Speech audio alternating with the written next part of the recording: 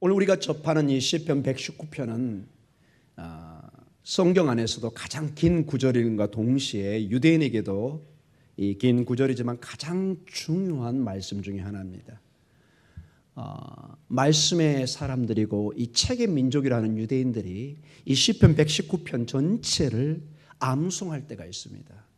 그때가 바로 오순절 때입니다. 언제요? 오순절. 우리는 오순절날 성령의 강림을 우리는 기념합니다. 그리고 사도행전에 교회가 시작되고 온 만방에 말씀의 주체이신 예수 그리스도를 전파하는 그 놀라운 시작이 교회의 시작을 오순절 성령 강림을 통해서 보게 됩니다. 오순절 성령 강림, 오순절에 성령이 임하셨습니다. 특별한 의미가 있다는 것이죠. 구약세계의 이 오순절은 바로 펜타코스다고 그러는데요. 이게 어느 날이냐? 그들의 전통에 의하면은 모세가 시내산에 올라가서 말씀을 받은 그 시간이, 그 날이 바로 오순절입니다. 언제라고요? 모세가 시내산에 올라가서 말씀을 받은 날입니다. 이제 곧 우리가 출애굽기를 통해서 오후 예배 계속 보고 있고 지금 17장, 18장, 19장, 곧 20장으로 접근합니다. 거기에 보면은 이제 드디어 시내산에 도착해서 모세가 모든 백성을 대신해서 시내산에 올라가서 하나님의 말씀을 받는 그날이 바로 오순절 날입니다. 이때 하나님의 말씀이 주어졌고 오늘 시편 119편은 모든 각 절에 구절구절마다 하나님의 말씀, 율법이 반복됩니다. 참으로 특이한 구절을 가지고 있습니다. 이게 워낙 긴 구절인데 이게 176절까지 있는 이유가 뭐냐?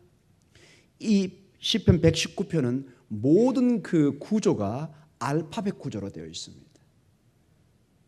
우리 기억니은 디어디에서 쭉 끝까지 나와 있는 것처럼 A에서 저 Z까지 가는 것처럼 알파에서 오메가로 끝나는 것처럼 히브리어의 알렙에서 저 타우 22개의 알파벳을 통해서 각 알파벳 하나마다 기억 하나마다 8구절을 포함시킵니다.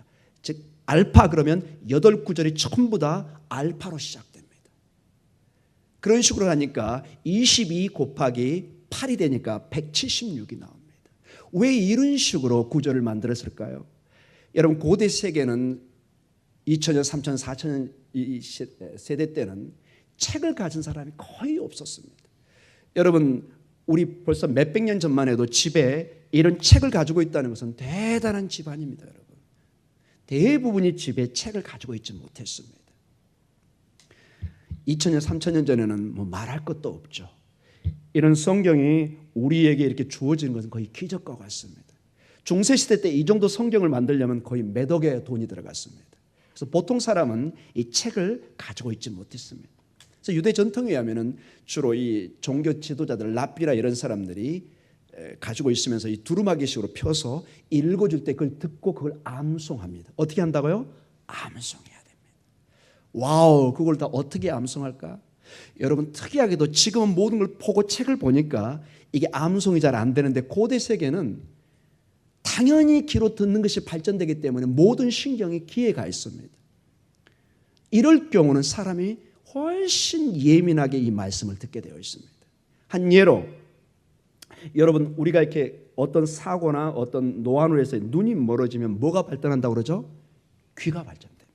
하나님은 놀랍게 대체 능력을 만들어 놨습니다. 고대 세계는 모든 것이 이 입을 통해서 전해졌고 이걸 듣는 사람들이 암송을 해야 됩니다. 그래서 암송할 수 있는 어떤 키나 열쇠를 어떤 그 도움을 주기 위해서 이런 식으로 체계적으로 만들어서 그들이 말씀을 직접 들을 수 없는 전쟁 상황이라든지 어디에 먼 타지에 가 있다든지 그럴 때 늘 이 말씀을 암송할 수 있는 어떤 좋은 어떤 메모리할 수 있는 그런 식으로 구조를 만들었다는 것입니다. 그래서 이 119편이 왜 이토록 길게 하면서 중요하게 했느냐? 오늘 이 본문을 통해서 보면 모든 것이 말씀 중심으로 즉 토라 중심으로 이루어졌습니다. 무슨 중심이요? 토라. 따라해볼까요? 토라. 예. 이제 여러분이 토라란 말을 이제 저하고 자주 들어야 됩니다. 왜냐? 성경에 나오는 율법 오늘 여기 본문에 보면은 1절에 행위가 온전하여 여호와의 율법을 따라 행하는 자들은 복이 있으며, 여기서 율법, 여호와의 율법, 이게 전부 다 토라입니다. 토라. 이 토라란 말을 그래서 오늘 아마 설교에 집중적으로 이것을 나중에 설명해 가겠습니다. 왜냐, 우리가 이걸 많이 오해하고 있기 때문에 그렇습니다. 이 토라를 우리는 대개 율법으로 해석을 이렇게 번역을 해놓고, 율법 그러면 많은 부정적인 생각이 있습니다. 율법, 법, 뭔가 억누르고 뭔가 교도소 같은 어떤 감옥, 어떤 나를 이렇게 정죄하는 그런 느낌이 강하게 있죠. 복음 그러면 여러분 어떻죠? 느낌이 갑자기 밝아지죠. 좋죠, 여러분. 좋은 소식. 율법 그러면 좋은 소식이 아닌 것처럼 우리가 생각을 하고 있습니다. 사실은 성경은 전혀 그렇게 말을 하고 있지 않습니다.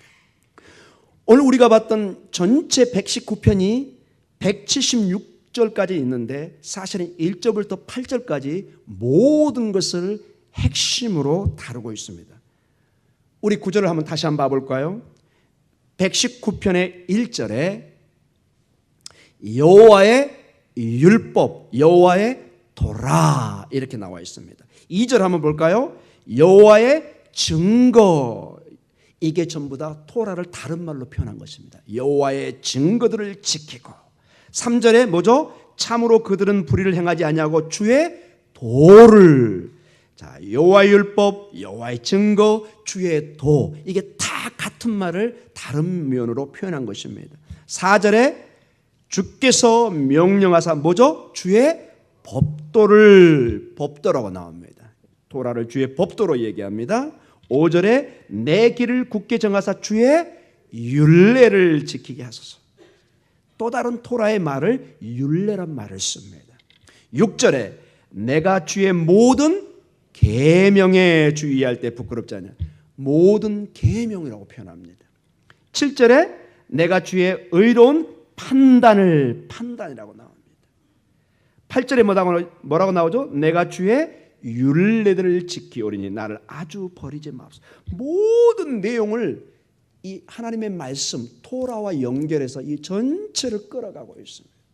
구절 구절마다 다 하나님의 말씀, 율례, 토라로 연결하고 있습니다. 특별히 여러분 1절을 한번 볼까요? 행위가 온전하여 여호와의 율법을 따라 행하는 자들은 복이 있으며, 이렇게 나와 있습니다. 우리 본문은, 성경은 복이 있으며 저 뒤쪽에 나와 있는데, 이 히브리어 원어는 복이 있는 자는 이런 식으로 나와 있습니다. 마치 여러분 시편 1편과 아주 유사합니다. 2절에도 끝에 복이 있도다 그러는데, 이 히브리어 원어는 복이 있는 게 앞에 나와 있습니다. 우리가 그냥 이것을 번역하다 보니까 우리 말에 맞게 번역한 거지, 원래는 복 있는 사람이 누구인가? 복이 있는 것이 무엇이냐? 그 사람은 행위가 온전하여 여호와 율법을 따라 행하는 자입니다. 여호와의 증거들을 지켜 전심의 여호와를 구하는 자가 복이 있다는 것입니다. 이것은 마치 시편 1편 1절과 2절에 그 말씀이 너무나 유사하게 나와 있습니다. 시편 1편 1절과 2절에 이런 말씀이 있습니다. 복 있는 사람은 악인들의 꾀를 따르지 아니하며 죄인들의 길에 서지 아니하며 오만한 자들의 자리에 있지 아니하고 오직 여호와의 율법을 즐거워하여 그의 율법을 주야로 묵상하는도다. 율법, 즉 토라가 강조되고 있습니다. 시편 전체를 여는 하나의 그 문이 시편 1편입니다.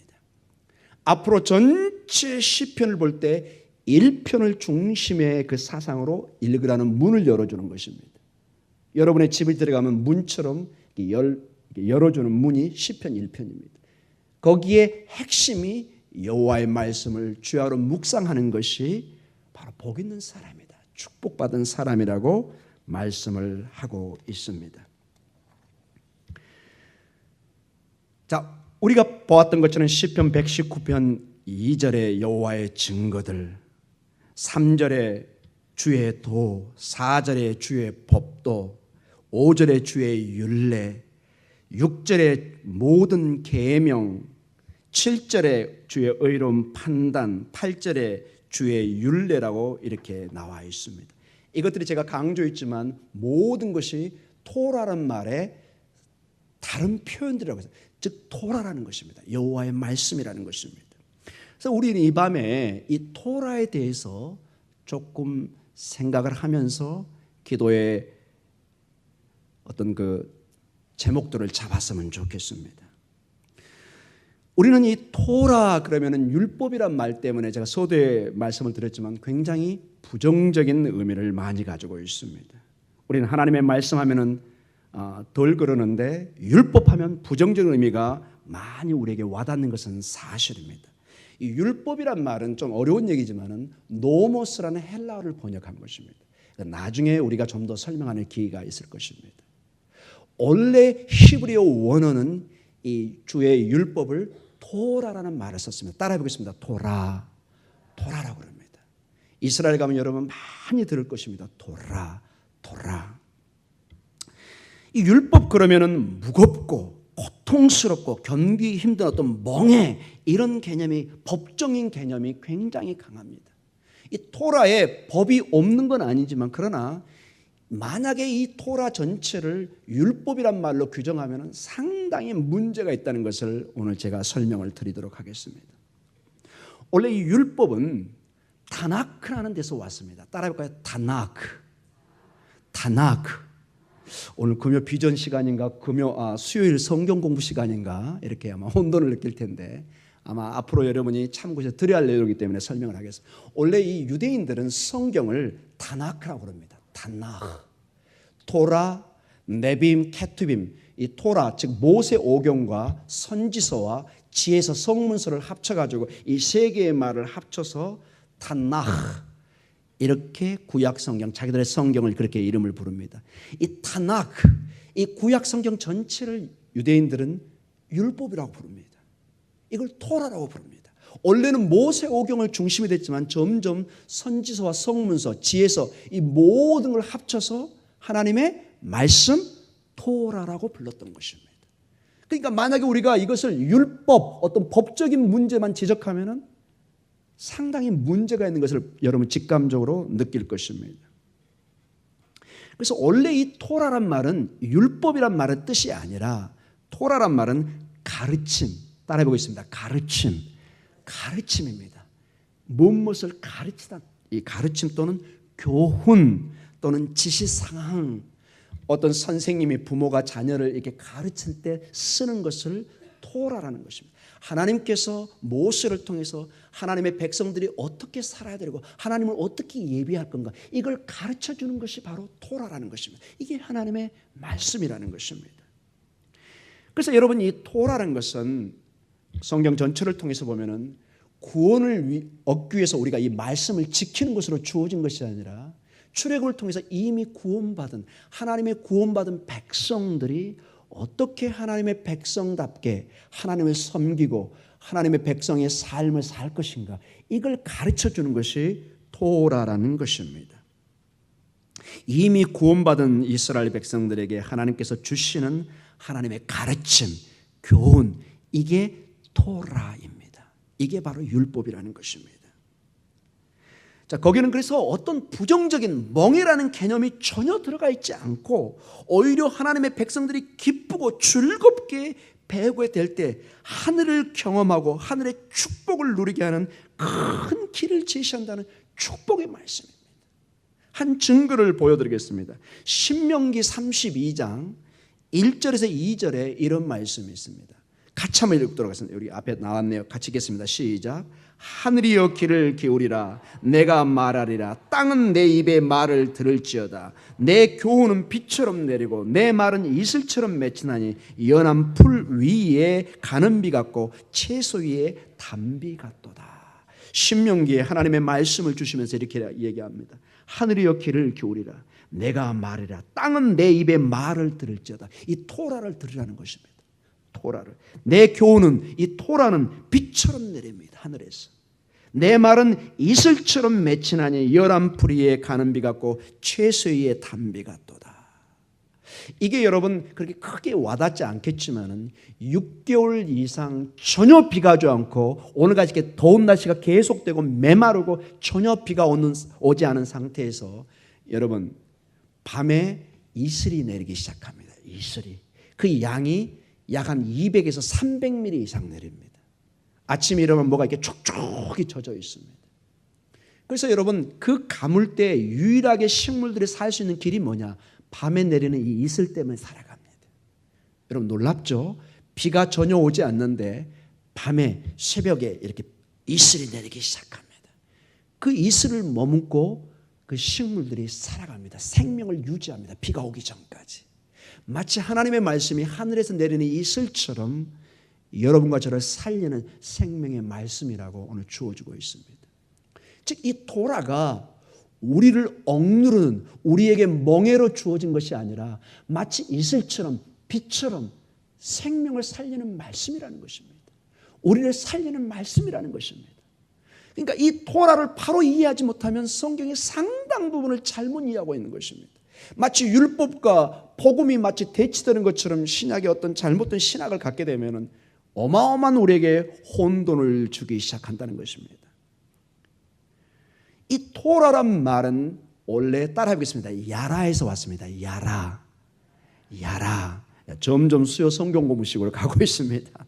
이 토라는 야라라는 말인데 이게 가르침, 지침, 교훈을 뜻하는 이 히브리 단어가 야라에서 왔는데 이게 야라는 흐르다, 쏘다, 관역을 명중시키다, 가르치다 이런 여러 뜻을 가지고 있습니다. 다시 정리하겠습니다.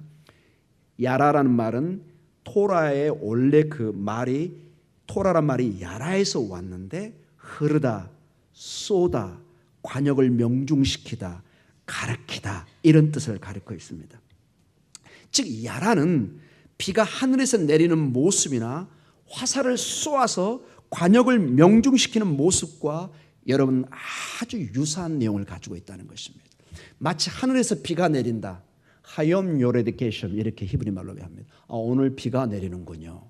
요르단 단에서 물이 내리다. 요레드 내리다. 이 말이 다 같은 뜻을 가지고 있습니다. 그리고 화살로 어떤 관역을 맞출 때 명중시킬 때 쓰는 단어들이 전부 야라란 말입니다. 그래서 이 토라란 말은 그래서 두 가지 중요한 이 야라의 뜻을 가지고 있습니다. 즉 하늘에서 빛처럼 내리는 하나님의 교훈이란 말입니다.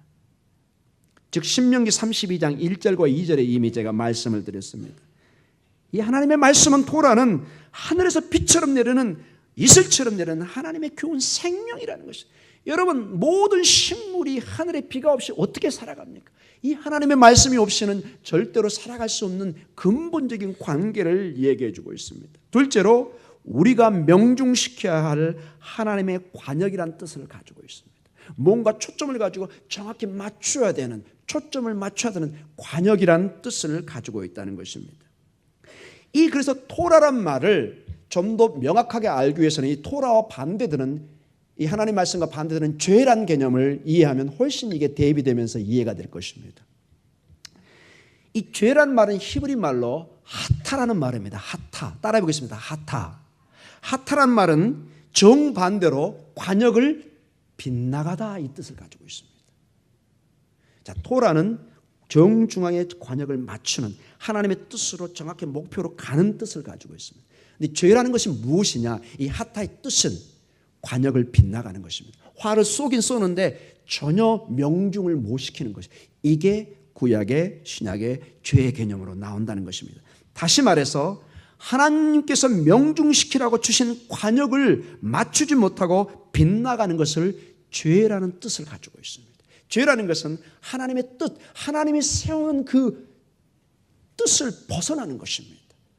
즉 이 궁수가 정확하게 그 관역을 맞춰야 되는데 자꾸 맞추지 못하고 빗나가는 것입니다.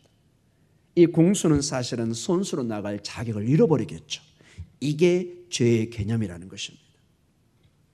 따라서 토라는 하나님의 백성이 명중시켜야 할 관역이고 거룩한 삶을 위해 주신 하나님의 지침서라고 설명할 수 있는 것입니다. 그래서 여러분 오늘 이후로 절대로 율법을 이 토라를 부정적으로 생각하시면 안 됩니다. 부정적으로 생각하는 그 부분이 신약의 어떤 율법 문제로 나오긴 나오지만 그것은 몽학 선생이라는 전혀 다른 개념으로 설명이 가능합니다.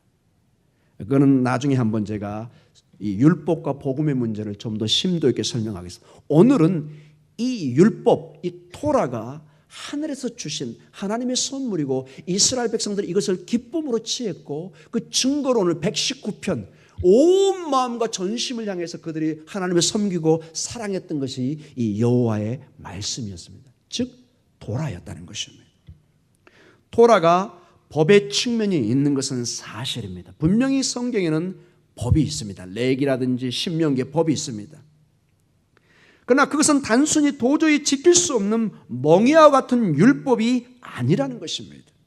하나님의 왕국의 시민으로 부름받고 구원받은 자들이 준수해야 될 하나님 나라의 법, 하나님 나라의 왕국의 법, 이스라엘 즉 하나님 나라 백성들이 지켜야 될 법으로 주어졌다는 것입니다. 여러분, 법, 규칙, 원칙 이것이 생각보다 중요하다는 것을 알게 될 것입니다. 한 예로 여러분이 어떤 경기를 배운다고 생각해 보세요. 축구라든지 지금 야구가 한참 이루어지고 있죠. 자, 이 경기를 즐기고 나도 즐기고 보는 것도 즐기기 위해서는 뭘 일단 알아야 되겠죠? 규칙을 알아야 됩니다. 룰을 알아야 왜 사람들이 저기서 환호하고 왜 공이 홈런이란 말이 나왔는지 그걸 알아야만 합니다. 여러분, 그리고 원칙과 규칙이 있어야 우리 삶이 유지가 됩니다. 혹시 이거 예배 마치고 차를 타고 가시는 분 혹시 있으신가요? 차 타고 가시는 분? 우리 집사님, 다리 건너 가셔야 되죠. 자, 우리 집사님 한 분이 계셨는데 죄송합니다. 한 분도 없고 얘기하겠습니다.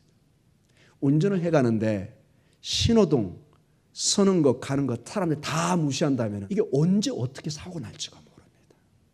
실은 빨간불에 서줘야 되고 파란불에 가고 이게 약속 속에 이 룰을 지켜줘야지 이게 어기기 시작하면은 정말 나는 언제 어떻게 사고 당할지가 모릅니다. 이 사회도 룰을 통해서 어떤 규칙을 통해서 유지가 됩니다. 어떤 면에서 이 하나님의 말씀은 우리가 사는 규칙과 룰을 주신 것입니다. 이 말씀을 지키면 네가 복을 받고 살 것이고 이 말씀을 네가 어기면 하나님의 심판과 죽음이 있다는 것을 알려주는 것입니다. 이 하나님의 원리가 온 우주에도 미치고 있는 것입니다. 여러분, 가끔 자연의 원리에 대항하는 사람이 있습니다. 가끔 우리 자녀들 저 위에서 펄쩍펄쩍 뜁니다. 나중에 크게 다칠 때가 있습니다. 자연이 무섭다는 것을 여러분 가끔 느낄 거예요. 평상시 모릅니다. 그러나 폭풍이 치고 지진이 일어나고 여러분 그걸 경험할 때 내가 자연을 함부로 할 수 없구나. 이 자연의 힘이라는 게요, 함부로 했을 때 어마어마한 대가를 치르게 됩니다. 이게 하나님이 세우는 하나의 원칙들이고 규칙들입니다. 자, 이런 가운데 토라를 본다면 훨씬 더 우리는 다른 측면에서 볼 수 있을 것입니다. 이 토라는 하나님의 말씀이었고 모세 오경으로 시작해서 이제 점점 선지서로 연결이 됩니다. 이 말씀이 확장이 됩니다. 그리고 나중에 성문서, 즉 우리가 말하는 시편이나 욥기나 지혜서로 연결되는 것을 봅니다. 그래서 선지서의 모든 말씀의 핵심이 뭐냐? 여러분, 선지서, 이사야, 에레미야 모든 그 선지자들의 특징이 뭐냐? 하나님과 맺은 이 언약, 이 토라, 하나님의 율법, 말씀으로 돌아오라는 것입니다. 내 사랑하는 아들들아, 내 백성들아, 이 말씀으로, 이 토라로, 이 하나님의 말씀으로 돌아와라. 그래야 너희가 살 것이다. 너는 좌로나 우로나 치우치지 말고 오직 주야로 이 말씀을 묵상하고 이 말씀을 붙들 때 형통의 길이 열릴 거라고 말씀하십니다. 여러분, 이스라엘 백성들은 이 선지서가 어디서부터 시작되는 줄 아세요, 여러분? 여러분 좀 놀라실 겁니다. 여호수아가 선지서의 첫 책입니다. 어떤 책이요? 여호수아가. 여러분, 우리가 말하는 역사서라는 것은 유대인에게는 없습니다. 이 여호수아가 우리는 역사서로 번역을 하지만은 유대인들은 이게 선지서입니다. 모든 선지서의 첫 책이 여호수아고 이 여호수아의 첫 시작이 강하고 담대해서 우로나 좌우로나 치우치지 않고 여호와의 말씀을 붙들고 묵상할 때 형통의 길이 열릴 거라고 첫 장 1장에 말씀해 주십니다. 이게 선지자의 첫 출발입니다. 이 말씀으로 돌아오라는 것입니다. 여러분, 성문서, 시편, 이 모든 것 여러분 성문서 이 케툼이라고 그러는데 이 첫 책이 시편입니다. 시편 첫 성문서를 여는 문이 뭐죠? 시편 1편이잖아요. 제가 말씀을 드렸잖아요. 복 있는 사람은 여호와의 말씀을 주야로 묵상하는 사람입니다. 모든 것이 말씀으로 연결됩니다. 모세오경 첫 출발이 창세기입니다. 말씀으로 천지를 창조하십니다. 말씀으로 질서를 주고 모든 생명을 갖고 이 말씀이 나중에 신명기와 레위기의 어떤 지침으로 주어지고 시내산에서 구체적으로 말씀이 특별히 십계명을 중심으로 주어집니다. 이 말씀을 이제 선지서의 출발인 여호수아가 이 말씀을 들고 약속의 땅으로 들어가는 것입니다. 그리고 약속의 땅에서 사는 이스라엘 백성들이 이제 지혜의 삶을 살아야 됩니다. 토라를 준행하며 사는 것이 지혜롭고 복된 삶이라는 걸 가르치는 것이 바로 성문서입니다. 시편과 욥기와 전도서와 잠언 모든 것의 핵심이 뭐냐? 여호와를, 이 말씀을 두려워하는 것입니다. 이 말씀을 경외하는 것입니다. 이 말씀을 따를 때 복된 지혜의 삶인 것을 가르쳐주고 있습니다. 그러니까 모든 첫 장의 관문은 하나님의 말씀 토라로 열려지기 시작합니다. 얼마나 중요합니다. 근데 이게 신약에 와서 더욱더 중요한 것으로 시작됩니다. 이 토라가, 이 말씀이 육신이 되어 우리 안에 거하기 시작합니다. 그분이 바로 진정한 토라이신 예수 그리스도입니다. 얼마나 놀라운 연결입니까, 여러분? 살아있는 토라, 살아있는 말씀, 이 살아있는 하나님의 말씀이신 예수 그리스도를 증거하는 게 바로 복음서입니다, 여러분. 복음서는 무엇인가요? 이 예수 그리스도가 바로 살아있는 토라, 살아있는 하나님의 말씀이다. 이 말씀을 너희가 먹고 마실 때 생명을, 영원한 영생을 얻을 거라고 말씀하고 있는 것입니다. 그리고 살아있는 이 말씀이 이제 사도행전으로 연결됩니다. 사도행전은 서신서가 아닙니다. 사도행전은 바로 이 살아있는 하나님의 말씀 예수 그리스도를 열방의 땅끝까지로 정의에 대해서 전하는 내용이 바로 사도행전입니다. 이 토라, 이 살아있는 말씀, 이 말씀을 목숨을 걸고 성령의 충만함을 받아서 이제 이 말씀을 전하는 것입니다. 그리고 모든 로마서라든지 데살로니가나 에베소의 모든 이 서신서들은 이 토라, 이 생명의 말씀을 받은 하나님의 사람들이 순종의 삶을 어떻게 살 것인가를 가르쳐주고 어떻게 너희가 하나님의 백성으로 이 토라를 가진 하나님의 백성으로 살아야 될 것을 가르쳐주는 것이 바로 서신서입니다. 그리고 이제 계시록은 마지막 이 살아있는 하나님의 말씀 토라가 이제 우리에게 다시 임하기 시작합니다. 새하늘과 새 땅을 우리에게 임하게 하십니다. 이게 바로 재림의 역사입니다. 마라나타의 역사입니다. 즉 하나님의 말씀으로 시작해서 하나님의 말씀으로 우리에게 다가오고 있습니다. 사랑하는 성도 여러분, 율법을 따르는 자, 말씀을 따르는 자는 결국 살아있는 토라를 만나는 것입니다. 사랑하는 성도 여러분, 우리가 지치고 힘들 때 어떻죠? 첫 증거가 맛있는 걸 먹고 힘을 내라고 그럽니다. 감기 걸리고 힘들 때 뭐죠? 전복죽을 끓여준다든지 호박죽을 끓여준다든지 이 힘을 내야 됩니다. 왜냐? 내 육신은 에너지를 얻어야 됩니다. 근데 그걸 먹고 며칠을 이겨내면 사람이 힘을, 특별히 질병이 없는 이상 힘을 내서 일어나기 시작합니다. 여러분, 왜 이렇게 육신의 양식을 하나님이 주셨을까요? 여러분, 사람이 하나님의 입에서 나오는 모든 말씀으로 산다는 것은 반대로 육신의 양식이 그만큼 우리에게 중요하다는 것을 역설적으로 얘기합니다. 이 땅에 살아가면서 우리는 육신의 양식이 모든 걸 지배합니다. 오죽했으면 목구멍이 포도청이라고 했을까요? 어떻게 보면 여러분, 우리 새끼를 해결하기 위해서 우리가 정말 분투 노력하고 아침부터 밤늦게까지 일한지도 모릅니다. 그만큼 이 육신의 양식이 중요합니다. 오죽했으면 여러분, 수십 년 전에 우리 아침 인사는 뭐죠? 어르신 진지 드셨습니까? 어느 날 제가 유학을 갔다 오니까 그 인사가 다 사라져 버렸어요. 얼마나 배고프게 살았으면 식사하셨냐고, 인사가 그런 인사였습니다. 여러분, 성경은 우리 육신의 양식을 절대로 간과하지 않습니다. 중요합니다. 그러나 이것은 동시에 우리 영의 양식을 보라는 것입니다. 하나님의 입에서 나는 모든 말씀이 우리의 눈에 보이지 않지만 우주를 창조했고 이 살아있는 토라가 구약의 역사를 이루었고 이제 실체적인 신약이 와서 육신을 입고 우리 안에 오고 오늘 우리의 가슴을 두드립니다. 이 복음의 능력을 우리가 힘입을 때 놀랍게 힘을 얻을 줄 믿습니다.